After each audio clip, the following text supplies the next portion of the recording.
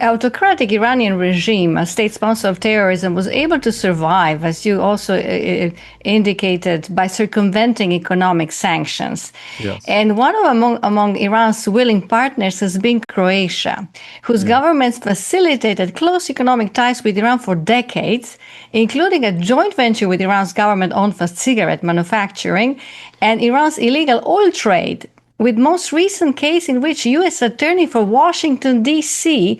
filed a lawsuit last year in March 2025 for $47 million proceeds from sale of Iranian oil offloaded in Croatia in 2022. That Iranian oil was stored in Croatia, government-owned facility. Yeah. And instead of addressing this issue, Croatia's prime minister visits Washington, D.C., gets hosted by think tanks last year, and we see immediate spike in anti-Semitism and pro-Iran stance from unexpected sources. Dr. Hanson, in your excellent, a must-read book, The Dying Citizen, you describe the bipartisan Washington, D.C. swamp, which in this case is very detrimental to President Trump, Israel, and our allies in the Middle East, and most importantly, our fellow Americans. How would you address this glaring issue? Well, when Jake Sullivan came into office, he said, and actually he said that continuously, but most markedly right before October 7th, he said, the Middle East is my most quiet portfolio. And what he meant was, he came in when Trump had sanctioned them. He had warned countries not to buy sanctioned oil.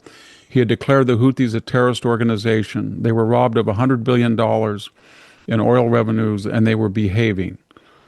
And then the Biden administration came in and reversed all of that immediately, begged them to get back in. And that sent a message, not just to Croatia, but all these countries, that there were no consequences. In fact, there were rewards in Washington for balancing the Middle East by trading with Iran and, quote unquote, trying to regularize it or normalize it in the world's eyes. That was the policy of Barack Obama, and he was basically running the Biden administration. His politicos were, because Biden was in no shape to make independent judgments.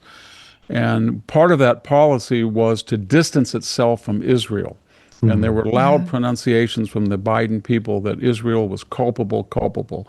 So the world looked at that, and particularly in the Middle East, and said, well, the Americans are begging us to get into the Iran deal again, and they've let the Houthis off the hook, and they're raining missiles on everybody in the Red Sea, and the Americans haven't done anything substantial. We've hit, Iran said, well, we had our surrogates in Iraq and Syria, 250 to 300, and now they even hit one in Georgia and Jordan under Biden. So they're not going to do anything. They can't do anything. And that told the world that if you normalize relations with Iran, then you would gain the favor of the United States in this kind of détente. And that's where we were. And then Trump came into office, and the first thing he did was declare the Houthis a terrorist organization. They bombed them for 57 days.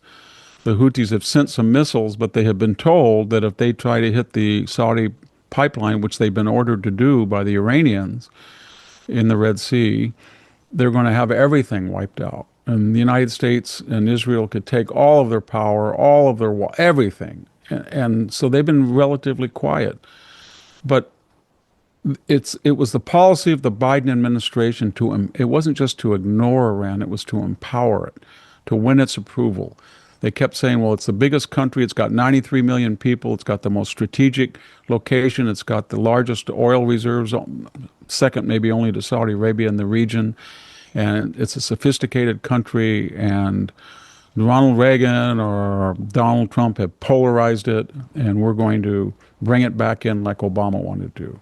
And they looked at that magnanimity as weakness to be exploited rather than reciprocated. And that's where we are today. We're trying to clean up that mess. It's very ironic and frustrating to see Jake Sullivan and Anthony Blinken get on television and say, everything was calm until Trump came on. Because it wasn't, October 7th was the spark that caused all of it. Take away October 7th and we wouldn't be here right now. That's so true. Trump wouldn't, he would have been pressuring Iran. He would have had sanctions on them, but it wouldn't have been this, we wouldn't have known the danger. But they got very, very confident after October 7th, and they kept saying that we have circled Israel with a ring of fire. The Houthis, the Hamas, Hezbollah, the Syrian and Iraqi proxies, and we're squeezing them, and they can't do anything about it. Our total missile force and all of our surrogates with rockets, missiles, and drones is, they were giving fantastic numbers, 250,000. Who would dare attack us? And they had done that during the Biden administration. So it's, I have never seen historically such a one-sided destruction of all of that. All of those resources. Hamas has been flattened. The Houthis were flat. They're not the same. Hezbollah's leaders were taken out with the pagers.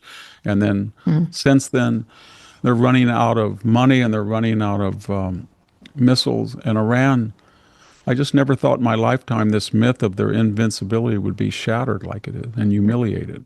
It's very, very true. Yeah. Yeah. No doubt.